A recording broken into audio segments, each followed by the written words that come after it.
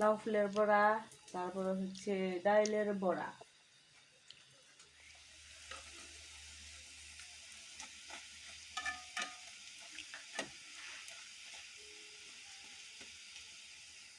এটা খাবো হয়ে গেছে। এদিকে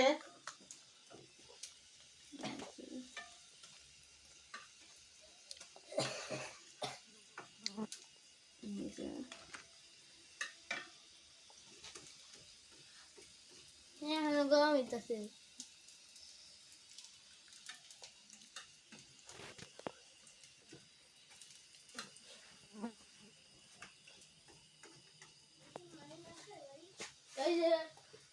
এই যে কতগুলো বড়া বানিয়েছি। লাউ ফুলের বড়া, মশমশা, অনেক মজা খেতে। আর হচ্ছে যে মিষ্টি লাউ আছে না, মিষ্টি লাউয়ের ফুল হয়, সেই ফুলের বড়া।